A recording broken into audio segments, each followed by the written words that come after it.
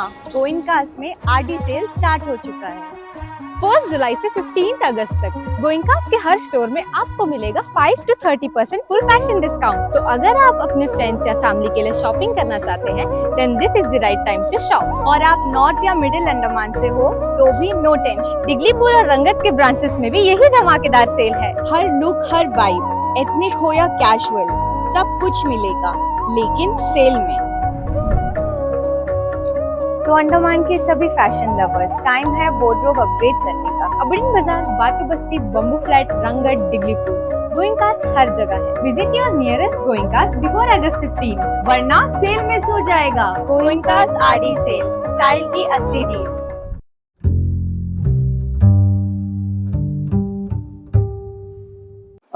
आप सभी को नमस्कार।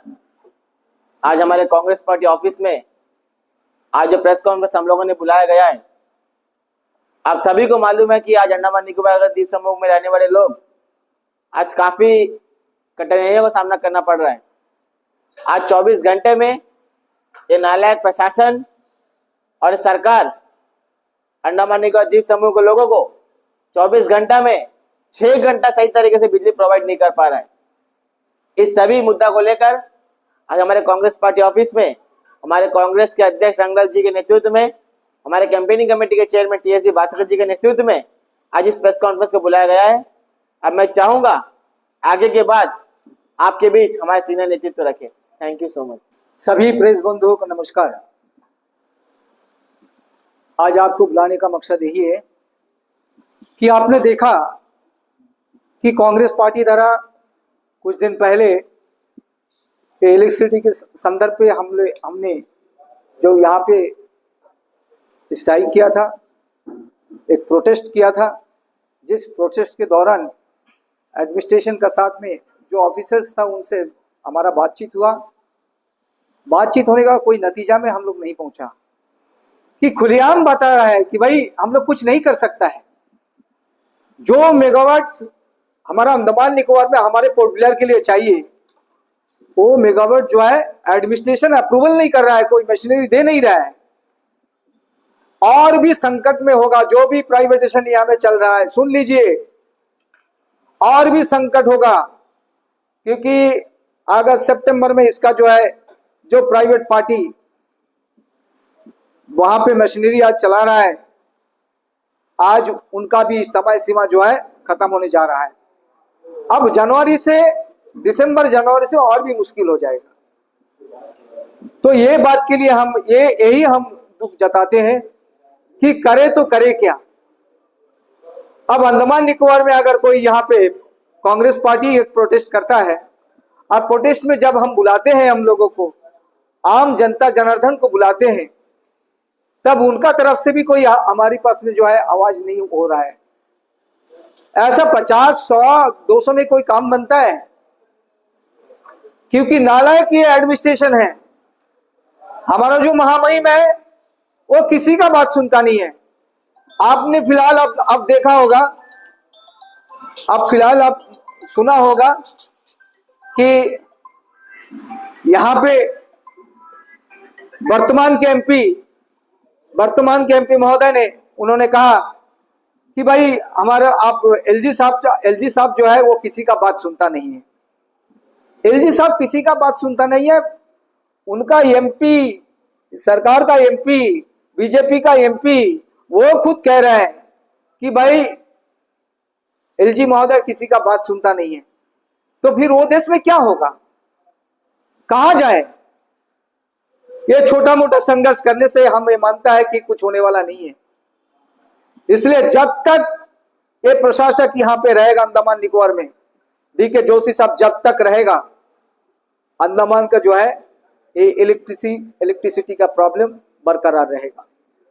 ये जब तक इसको यहीं से यहाँ पे खदेड़ नहीं देते, आप लोग सब मिलके अगर नहीं खदेड़ेंगे इसको, तब तक ये अंडमान का भलाई नहीं होगा।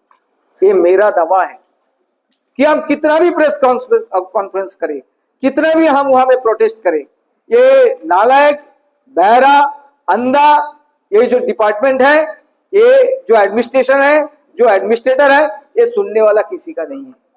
अभी ऐसा है देश का परिस्थिति है।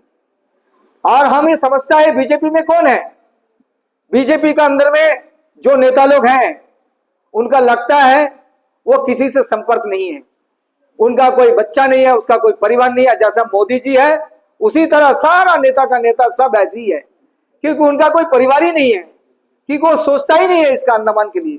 अरे ऐसा पार्टी करके क्या फायदा, जहां में कोई हम भलाई नहीं कर सकते जनता जनार्दन को, वो पार्टी करके हमको फायदा क्या है। अभी तो अब नया निर्वाचित हुआ बीजेपी का अध्यक्ष, उनका कोई बात सुना आपने, इसी के ऊपर में कोई जिक्र किया? आप लोग कोई जगह में जाके पूछा? आप सेम टू सेम पूछिए, वो कोई भी बात नहीं करेगा एडमिनिस्ट्रेशन के अगेंस्ट में, एलजी के अगेंस्ट में कोई बात नहीं। अरे क्या चीज के लिए एलजी है? अंडमान को जनता जनार्दन को हमारा सुविधा देना है, अंडमान को प्रगति पर लेना है, इसीलिए हम एलजी लेकर आए यहाँ पे। और वो केवल आपने देखा अंडमान निकोबार के अंदर में जैसा एटीआर का जो परिस्थिति है, NH4 का जो परिस्थिति है, उनके आंखों का सामने 3,500 करोड़ खर्च हुआ है, रोड नहीं बना आज तक। आज तक हम लोग जद्दोजहद करता है, आज तक नॉर्थ मिडिल का आदमी लोग अभी भी रोता है। ये किसके लिए? ये केवल ये एडमिनिस्ट्रेटर के लिए। आज वो निकोबार में जो है बड़ा प्रोजेक्ट के लिए, ग्रेट निकोबार में प्रोजेक्ट के लिए बैठा है, क्योंकि वहां पे कुछ आएगा, वहीं से कुछ मिलेगा, उसके पीछे बैठा है। ये अंडमान बाकी लोगों के लिए बैठा नहीं है, यहाँ पे बाकी लोगों के लिए नहीं बैठा। आप कितना भी करो, आज हम लोग यहाँ पे प्रेस कॉन्फ्रेंस कर रहा है, ये सुनेंगे, लेकिन कोई इसके ऊपर में कोई असर नहीं होगा। कितना भी करिए, अगर सही से करना होगा, अंडमान निकोबार का जन जन के जनता से हमारा अपील है, हमारा ये निवेदन है, आप हाथ पकड़ के हाथ धर के अगर घर में बैठोगे तो कुछ काम बनने वाला नहीं है। हम करे चाहे कोई भी करे, कोई भी पॉलिटिकल पार्टी करे, अगर जनता जनार्दन से हमारा ये अनुरोध है कि आप अगर घर से बाहर के निकल के नहीं आओगे तो ये कुछ होने वाला नहीं है। क्योंकि सबसे पहले हमारा यही काम है कि एलजी महोदय को यहां से भगाना है। अगर ये भगेंगे, ये चले जाएंगे, पूरा जनता का मुद्दा जो है सारा काम करेगा, काम होगा। ये रहते तक आपका कुछ भी काम नहीं होगा, ये मेरा दावा है। आज क्या हो रहा है, हम लोग 50 हो, 100 हो, 200 हो, 300, 400 हो, 500, जनता तो आता है, लेकिन जनता से मेरा ये भी निवेदन है, ये 500 1000 से काम नहीं बनेगा। सारा चीज जो है ये अनाउंसमेंट नहीं करना चाहिए मेरे को, लेकिन सारा 1 दिन के लिए, 2 दिन के लिए, 3 दिन के लिए बंद करना होगा अंडमान निकोबार। और बंद होने के बाद सेंट्रल में खबर जाएगा, जो बहरा, जो इसका जो बड़े भाई लोग हैं वहां पे दिल्ली में बैठा है, मोदी अमित शाह बैठा है, उनको तक खबर पहुंचाना है कि भाई अंडमान में ऐसा हो रहा है, तभी जाके बदल सकता है, तभी जाके अंडमान का काम हो सकता है। और ये बीजेपी एमपी महोदय को हम यही कहना चाहता है, आपका बीजेपी पार्टी आपको साथ नहीं देने वाला है, आपको देगा भी नहीं। अगर आप हमारे साथ में आते, हम ये कहते हैं कि सारे कांग्रेस पार्टी उतर के काम करेगा, आंदोलन करेगा, और ये एमपी को जो है यहां से खदेड़ के हम लोग निजात मिलेगा अंडमान को, लोगों को। नहीं तो नहीं मिल सकता है, क्योंकि ये वास्तव है। हम लोग देखा है कि 7-8 साल से यही दिख रहा है कि हम लोग कुछ भी प्रोटेस्ट करें, इसके ऊपर में कोई कार्रवाई नहीं होता है। क्यों नहीं होता है? एकमात्र सिर्फ ये एडमिनिस्ट्रेटर का पीछे है, ये सभी को दबा के रखा है। ना कोई सेक्रेटरी काम करता है, ना CS काम करता है, कोई भी ऑफिसर काम करने नहीं देता इन्होंने। अंडमान का भलाई कहां से होगा? कुछ भी नहीं हो सकता है। तो यही हम कहते हैं। तो हमारे बाकी जितने भी भाई लोग हैं, हमारे अन्ना जी है, तो हम लोग सभी बैठा है, तो हम चाहता है कि भास्कर जी भी इसके ऊपर में प्रकाश डाले। सबका नमस्कार। पहले मीडिया जो इतना संख्या से आया, उन लोगों के लिए हम धन्यवाद देना चाहता हूं कि इतना शॉर्ट नोटिस में आप लोग आया है। स्थिति बहुत ही गंभीरता है। अंडमान निकोबार आइलैंड्स में जो इलेक्ट्रिसिटी डिपार्टमेंट का जो लापरवाही अंडमान का पब्लिक का बहुत बड़ा दुख का बात है। हर एक साल हम लोग यही मुद्दा उठा रहे हैं, करीबन 3 साल हो गया, फिर भी इलेक्ट्रिसिटी डिपार्टमेंट अपना प्लानिंग में फेल हो गया। एकदम इलेक्ट्रिसिटी डिपार्टमेंट प्लानिंग ही नहीं किया। देखिए, साउथ अंडमान का अंदर में आपको 55 मेगावाट का रिक्वायरमेंट है। अभी सप्लाई हो रहा है 45 मेगावाट। 45 मेगावाट में अभी हाल फिलहाल में 5 मेगावाट जो प्राइवेट जो पावर परचेस हो रहा था चाटम में, वो अभी कैंसिल हो गया। मतलब उसका पूरा टेन्योर खत्म होने के बाद 5-6 बार एक्सटेंशन दे दिया। 5-6 बार एक्सटेंशन देने के बाद अभी जो इलेक्ट्रिसिटी का कंडीशन देके इन लोग दोबारा एक एक्सटेंशन के लिए अप्लाई किया। हमारा जैसा हमारा दादा ने बोला, हमारा उपराज्यपाल महोदय उसको रिजेक्ट कर दिया। उसको मालूम नहीं है बाहर में क्या हो रहा है, उसको तो कोई अंदाज ही नहीं है। हमारा पब्लिक को रियली सल्यूट करना पड़ेगा। इतना होने के बावजूद भी कोई रोड में नहीं उतरता। हम लोग कम से कम 4 बार प्रोटेस्ट कर लिया। प्रोटेस्ट में हमारे ही पार्टी वाला एक सऊद देना था पब्लिक में आके, सर प्रॉब्लम हमारा भी है, हम जोड़ रहे आपके साथ। कोई हम लोग शायद हमारा खून में ऐसा है, पहले ब्रिटिश राज में गुलाम था, उसके बाद जापानीज का गुलाम था, अभी प्रशासन का गुलाम हो गया। हाल फिलहाल में जो सेक्रेटरी पावर जो है, कुछ प्रेस कॉन्फ्रेंस कुछ बिजनेस कम्युनिटी से मुलाकात किया है, उसमें वो विस्तार से बताया कि वो नया आया है और बहुत बढ़िया वो एनालाइज करके बता रहा नया आया है। वो बोल रहा कि हमारा पास 15 मेगावाट शॉर्टेज है, 5 मेगावाट अभी बंद हो गया उसका जो चाटम का। नया पावर परचेस अग्रीमेंट कर दिया 5 मेगावाट, लेकिन ये जो पुराना 5 मेगावाट वाला अपना मशीनरी निकालना 45 दिन लगेगा और नया मशीनरी लगाना और एक 45 दिन लगेगा। सो 90 दिन का जो गैप है उसमें हम लोग सब सफर करेंगे। ये जो है हकीकत बात है जो हम लोग को मालूम हुआ।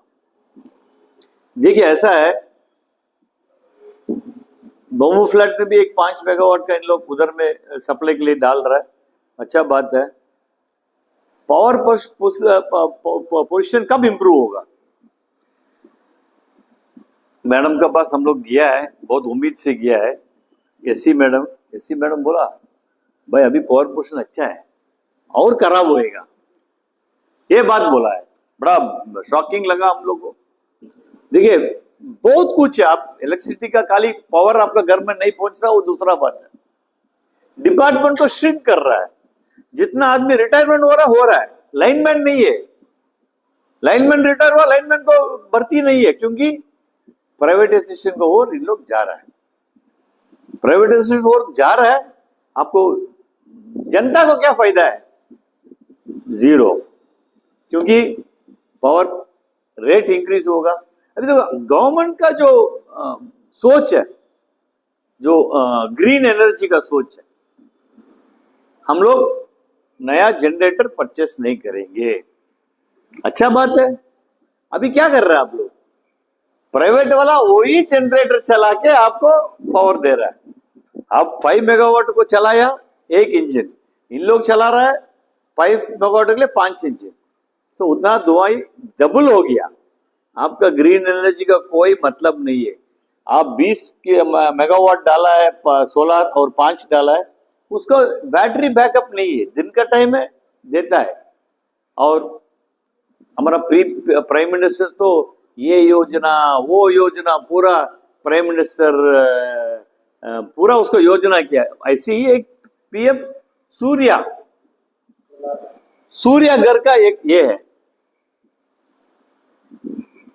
आप बताइए, अगर 1 किलोवाट एक घर का चाहिए, उसके लिए सूर्यघर, जो पीएम सूर्यघर, प्राइम मिनिस्टर का नाम सामने क्यों ऐड करता हमको भी समझ में नहीं आता। सूर्यघर प्रोग्राम के लिए उसमें आपको इनिशियली आप इन्वेस्ट करना पड़ेगा। कितना आदमी का पास पैसा है? करीबन 80-90 हजार रुपया इन्वेस्ट करके फिर आप डिपार्टमेंट में जाके वो क्लेम करना। और डिपार्टमेंट को आपको मालूम है, घूमते घूमते आपको जूता घिस जाएगा, लेकिन आपको क्लेम टाइमली मिलेगा नहीं। ये सब जो प्रैक्टिकल बात हम आपको बोल रहे हैं, अभी बाकी एरिया में अभी खाली पोर्ट ब्लेयर का क्षेत्र नहीं है, बाराटांग में 3 जनरेटर है, तीनों फेल है। कनमतला में जनरेटर है, फेल है। इसको इन लोग रिप्लेस नहीं कर पा रहा है। इन लोग स्पेयर पार्ट्स मंगाना, स्पेयर पार्ट्स को तो आपको मालूम है वो आप जेम में खरीदना पड़ेगा। गवर्नमेंट ई मार्केटिंग में तो आपको माल क्वालिटी भी नहीं मिलता। वो एक अलग टॉपिक है, उसमें हम लोग जाना बहुत लंबा टॉपिक है। आपको डिगलीपुर में एक हाइड्रो प्रोजेक्ट है, उसको इम्प्रूव कैसा करना इन लोग सोचा भी नहीं है। 3 मेगावाट देता, वो 3 मेगावाट देता, उसको 4 करना कैसा है, इन लोगों के पास कोई प्लानिंग नहीं है। मतलब department has failed very miserably. Department को आप अगर बोलेंगे शायद एससी मैडम उन लोग सब तो रिजाइन करके जाना पड़ेगा। आईसीबी तो इन लोग को क्या काम कर रहा मालूम नहीं है, क्योंकि सारा प्राइवेट वाला पावर दे रहा है, उसको आप लोग खाली प्लग इन करके ग्रिड में दे रहा है। आज का पोजीशन जाते जाते अभी मैडम बोल रहा है कि नहीं पावर का कंजम्पशन ज्यादा हो रहा है, कंज्यूमर ज्यादा हो रहा है। अच्छा बात है यार, अच्छा बात है। कंज्यूमर ज्यादा होने से आपको ज्यादा आपको जो कॉस्ट कमती होएगा। आप देखिए कॉस्ट का बारे में हम बोल रहा है, ये है cost analysis of all other states. हम एक ही कैटेगरी लेगा जो मैक्सिमम लार्जेस्ट कंज्यूमर है, hotel industry and commercial and industrial. हमारा 18 रुपया 75 पैसा है पर यूनिट, 1000 यूनिट्स के ऊपर 18 रुपया 75 पैसा को इन लोग प्रपोजल दे रहा है 25 रुपया 10 पैसा। वर्ल्ड में हाईएस्ट रेट होगा।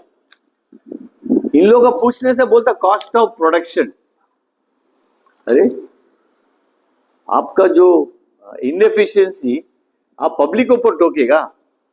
होटल इंडस्ट्री लार्जेस्ट एम्प्लॉयर है आज प्राइवेट सेक्टर में, लेकिन आप 25 रुपया पर यूनिट लेगा। लक्षद्वीप जो नियरेस्ट है, जो भी जी से चल रहा है, डीजी से चल रहा है, वो है 15 रुपया। दिल्ली 9 रुपया है, हमारा 25 रुपया 10 पैसा प्रपोजल है।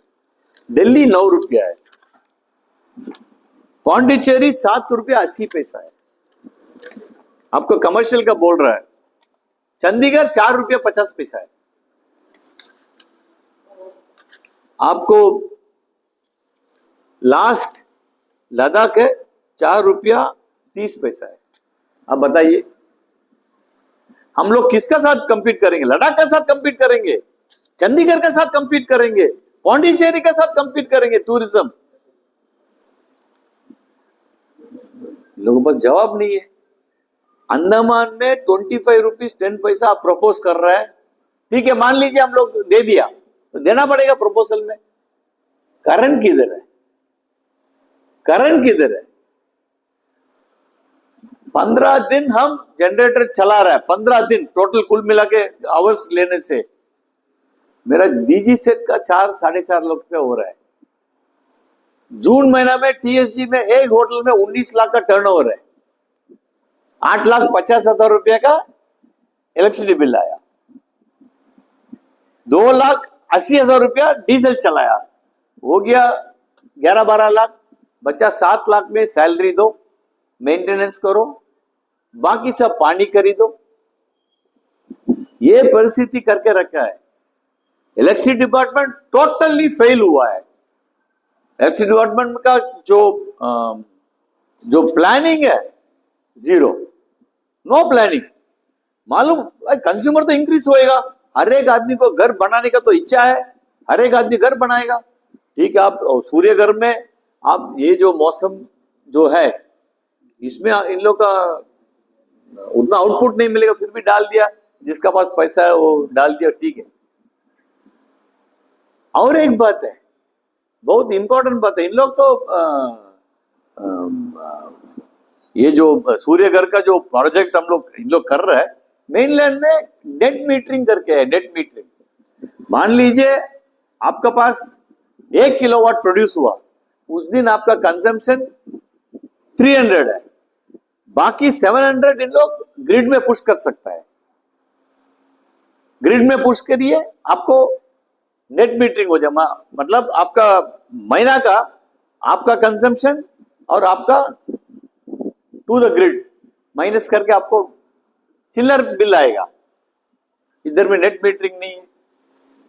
मीटिंग में हम ये बात बोला है, हम कोई कोई होटल 1 मेगावाट भी सोलर डाल के रखा है, लेकिन इन लोगों के लिए नेट मीटरिंग नहीं किया। डिपार्टमेंट कोई प्लानिंग नहीं है, बैठा है, अब अपग्रेडेशन नहीं हुआ, एससी से सीई होना था, बाकी सब डिपार्टमेंट में चीफ इंजीनियर बैठा है, पीडब्ल्यू में चीफ इंजीनियर बैठा है, सीपीडब्ल्यू में चीफ इंजीनियर बैठा है, हमारा एएसडब्ल्यू में चीफ इंजीनियर बैठा है। अंडमान का डिपार्टमेंट को एक एससी, वो भी टेम्पररी चार्ज में चला रहा है।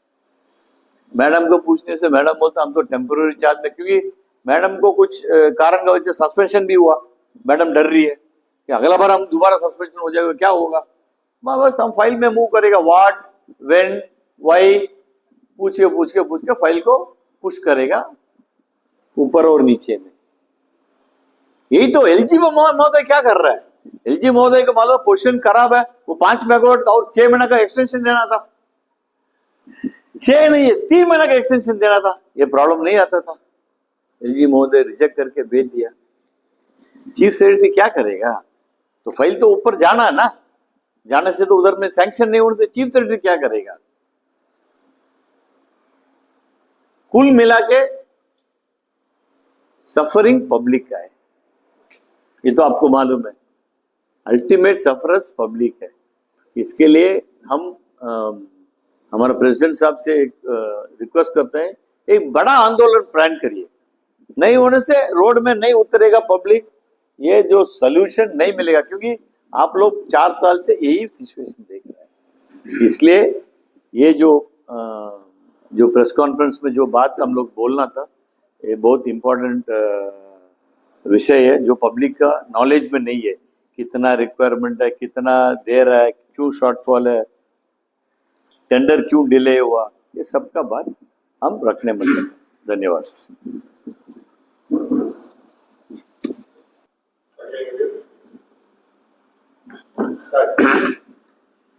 सबको नमस्कार। देखिए, हमारा अध्यक्ष जी और हमारा चेयरमैन कंपेनी कमेटी भास्कर अन्ना बहुत ही बढ़िया से, बहुत विस्तारपूर्वक से आज का इलेक्ट्रिसिटी डिपार्टमेंट का बारे में, उनका स्टेटस का बारे में आपके सामने रखा गया। मैं कंक्लूशन में आ रहा है, एज ए स्पोक्स पर्सन मैं कंक्लूशन में जाना चाहता हूँ। देखिए, आज अंडमान निकोबार में खास करके साउथ अंडमान का पब्लिक बहुत ही परेशान उठा रहा है। तो इसमें जैसा हमारा भास्कर अन्ना बताया, 50 मेगावाट में आपको पब्लिक को ये बात में अवेयरनेस होना चाहिए, जहाँ पे आपको 50 मेगावाट हमारा साउथ अंडमान के लिए ज़रूरत है, इसमें 7 मेगावाट ओनली गवर्नमेंट का पावर हाउस से मिलता है, ओनली 7 मेगावाट। 2014 से पहले जब आपका हमारा कांग्रेस गवर्नमेंट थे, उस समय 20 मेगावाट सूर्य चक्रा बम्बू फ्लैट से देता था, क्योंकि उनका साथ में कांग्रेस गवर्नमेंट ये कांक्रीट अग्रीमेंट बनाया, 20 साल का अग्रीमेंट, इसलिए उनका 20 मेगावाट एकदम क्लियर कट मिलता था। तो आज इन्होंने क्या किया है, 4 कंपनी 5 कंपनी प्राइवेट कंपनी को इनको बाइफ्रिकेट करके दिया है। एक कंपनी को 4 मेगावाट, एक कंपनी को 5 मेगावाट, एक सुधीर रेड्डी कंपनी, एक एनटीपीसी कंपनी, इसी तरह 4-5 कंपनी को दिया है। इन लोग 4-5 करके एक 4-5 कंपनी देता है। कोई भी समय में यहाँ पे ज्यादा आपको कंजम्पशन हो रहा है, उसी समय इन लोग क्या करता, अपना मिशन को बचाने के लिए लोड शेडिंग कर रहा है। वो एक बहुत बड़ा कारण है। ये 4-5 आदमी का प्राइवेट कंपनी का अपना मिशन को बचाने के लिए इन लोग लोड शेडिंग कर रहा है, नंबर 1। नंबर 2, जैसा हमारा अन्ना बताया, 15 मेगावाट का एक गवर्नमेंट जनरेटर को पावर हाउस में नया खरीदने के लिए प्रपोजल यहाँ से इलेक्ट्रिसिटी एससी भेजा था। हमारा माननीय उपराज्यपाल जो है उसको रिजेक्ट करके भेज दिया है। अगर 15 मेगावाट गवर्नमेंट का जो जनरेटर अगर पावर हाउस यहाँ पे रखेंगे, हम प्राइवेट को डिपेंड करने का जरूरत नहीं है। हमेशा हमको प्राइवेट में हमको एक 15-20 मेगावाट और सोलर पैनल में मिलने से हमारा सफिशिएंट हो जाता था। और खास करके पिछले 2 साल से हमारा कांग्रेस पार्टी का तरफ से जब हमारा धरना प्रदर्शन कर रहा है इलेक्ट्रिसिटी डिपार्टमेंट का सामने, उस समय 2-3 साल से इनको रिपीटेडली एक ही इन लोग को उम्मीद देता है, एक ही इन लोग फॉल्स प्रॉमिस देता है कि ये जो सोलर पैनल से जो पावर बैंक सिस्टम है वो हम लोग 3 महीना के अंदर में खरीद लेगा, 6 महीना के अंदर में खरीदने जा रहा है। प्रपोजल चले गया, फाइल चले गया, मिनिस्ट्री में चले गया, लेकिन आज तक उसको पावर बैंक सिस्टम नहीं है। आपको पावर मिलता है, सोलर पावर पैनल में 15 से 20 मेगावाट मिलता है, लेकिन वो डे टाइम में आपको सप्लाई होता है, रात को टाइम में उसको सप्लाई नहीं होता है, क्योंकि उसका पावर बैंक सिस्टम नहीं है। हार्डली ये 20 to 30 करोड़ का है। वो इलेक्ट्रिसिटी डिपार्टमेंट को वो बड़ा बात नहीं है। सबसे ज्यादा अभी गवर्नमेंट ऑफ इंडिया सबसे ज्यादा जो एक्सपेंडिचर इलेक्ट्रिसिटी ऊपर में करता है। आप इलेक्ट्रिसिटी डिपार्टमेंट में 20-30 करोड़ में एक पावर बैंक सिस्टम रखने से हमारा पावर बैंक का जो पावर का इश्यू जो है, लोड शेडिंग इश्यू जो है, वो क्लियर हो जाता, लेकिन उसको खरीदता नहीं है। वो फाइल कहां पे लटके पड़ा है किसी को मालूम नहीं।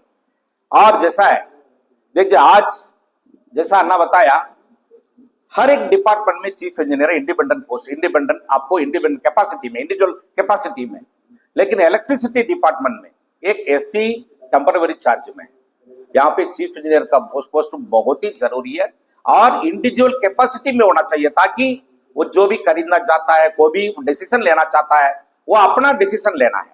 एक चीफ इंजीनियर का पोस्ट जरूरत है विद इंडिविजुअल कैपेसिटी, क्योंकि आज अंडमान निकोबार आइलैंड्स में बैकबोन इलेक्ट्रिसिटी डिपार्टमेंट है। अगर करंट नहीं है, कोई भी ऑफिस में कंप्यूटर काम नहीं करेगा। करंट नहीं है, कोई भी ऑफिस में आपका पंखा चलेगा नहीं है, फैन का काम नहीं करेगा, कोई भी आपको सिस्टम काम नहीं करेगा। अब हर कितना दिन आपका यूपीएस कितना चलेगा? इसलिए आपको करंट बैकबोन है। ये बैकबोन को आप नहीं देखेंगे, आप पूरा का अंडमान ऑलरेडी अंडमान का जो इकोनॉमिकल स्टेटस ही बहुत ही नीचे जा रहा है। अभी आपको 2-3 महीना से आपका कंप्लीटली टूरिज्म बंद हो गया है। हर सेक्टर में प्रॉब्लम है। हर पब्लिक आपको महंगाई का वजह से, हर चीज का वजह से, गरीब से, मध्य वर्ग से, हायर स्टेक होल्डर से, हर एक आदमी परेशानी उठा रहा है। अभी ये इलेक्ट्रिसिटी भी हालत में रहेंगे, आप आने वाला समय हमारा लिए बहुत ही मुश्किल होगा। और एग्जीक्यूटिव इंजीनियर पोस्ट 3 पोस्ट खाली है, और जेई पोस्ट 20 पोस्ट खाली है, और लाइनमैन 50 पोस्ट खाली है। आपको लाइनमैन एक डोमेस्टिक प्रॉब्लम हो गया। अभी यहाँ पे तो आपको मालूम है, हर समय में आपको ज्यादा विंड सीजन है, यहाँ पे साइक्लोन हमेशा आते रहेगा, ज्यादा आपको हवा मिलते रहता है।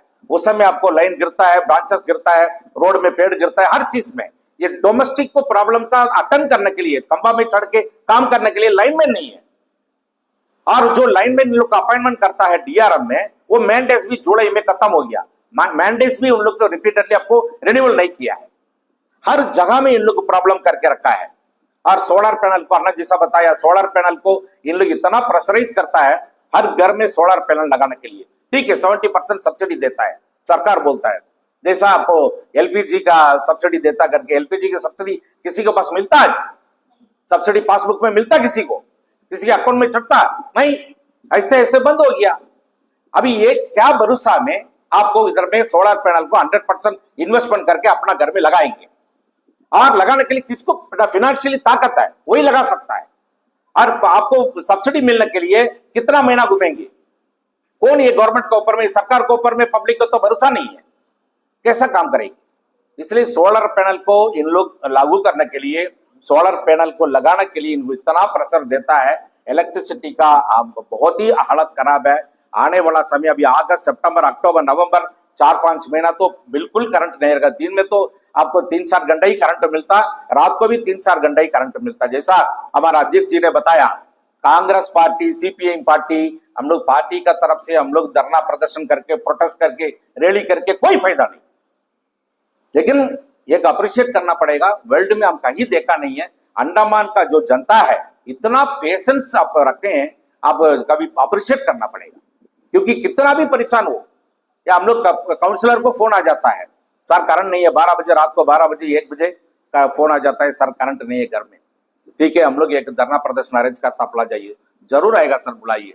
लेकिन जिस दिन हम लोग धरना करते हैं एक आदमी भी घर से निकलता नहीं, कोई भी प्रॉब्लम में आता नहीं। इलेक्ट्रिसिटी प्रॉब्लम हो, एलपीजी प्रॉब्लम हो, आप एयर टिकट का प्रॉब्लम हो और मेडिकल का प्रॉब्लम हो, कोई भी प्रॉब्लम के लिए हमारा कोई भी party, Congress party, CPM party, कोई भी पार्टी अगर आपको एक धरना करता है, प्रोटेस्ट करता है, आपके लिए करता है। क्या कांग्रेस वाला, कांग्रेस का जो कार्यकर्ता उनका घर में करंट नहीं है क्या? बाकी सारा घर में करंट मिलता है क्या? ये सोच पब्लिक का बीच में आना चाहिए। अब जनरल पब्लिक को ये अनुरोध कांग्रेस पार्टी की ओर से मैं अनुरोध करता हूं, आप सभी मिलकर के जब आपको एडमिनिस्ट्रेशन के अगेंस्ट में सवाल नहीं उठाएंगे, ये काम नहीं बनाएगा, आपका पूरा नहीं होगा, आपको प्रॉब्लम सॉल्व नहीं होगा। इसलिए आज कांग्रेस पार्टी, अभी हम लोग बात चल रहा है, हमारा हाई कमांड से बात चल रहा है, जल्दी से जल्द हम लोग एक बहुत बड़ा एक प्रोटेस्ट रैली करना जा रहा है। आप लोग सब, हमारा पूरा जो साउथ अंडमान का पब्लिक को हमारा पार्टी का तरफ से मैं अनुरोध करता हूं, आप लोग सब एक साथ होकर के आप एडमिनिस्ट्रेशन के अगेंस्ट में सवाल उठाइए, बाहर आइए, घर से निकलिए, आपका तभी आपको समस्या समाधान मिलेगा। धन्यवाद।